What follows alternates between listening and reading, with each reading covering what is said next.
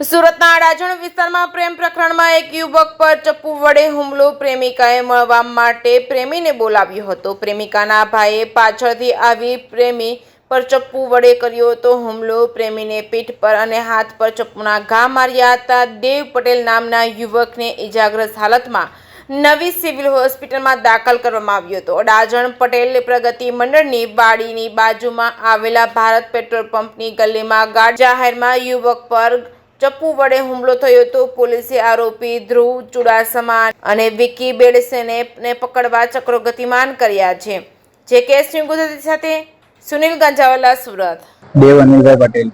ક્યારે? અડાજણ ભગવાન park society. શું ઘટના ઘટી અને કઈ જગ્યા ઉપર?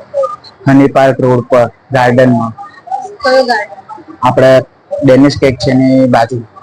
શું થયું?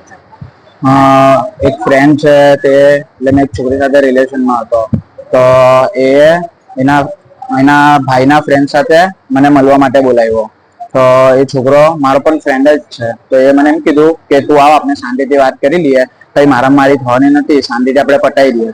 તો અમે લોકો 3 જણા ત્યાં હતા ને એક મારો ફ્રેન્ડ હતો, એ પણ ત્યાં જ હતો, પણ એને બહાર મોકલી દીધો હતો ગાર્ડનમાં.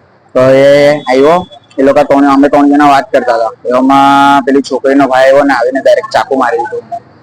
વાતચીત કઈ નહીં કરી. શું નામ છે? એ લોકો ચાકુ માર્યું, નામ શું છે? ધ્રુવ ચુડાસમા ને વિકી બેડસે વચ્ચે મને ધક્કો મારી દીધો, એટલે પેલા મને ચાકુ મારીને ભાગી જ ગયો. ચાકુ માર્યું એ કોણ છે? એ જે છોકરી સાથે રિલેશનમાં હતો ને એનો ભાઈ છે. શું નામ છે? ધ્રુવ ચુડાસમા. આપણે કઈ જગ્યા ઉપર એમને પીઠ પર થયો છે ને હાથ પર, અને મેં ચાકુ પકડી લીધું હતું. આ બાબતે આપણે પોલીસ ફરિયાદ કરી છે? હા, કરી છે. ક્યાં પોલીસ સ્ટેશન? અડાજણ પોલીસ.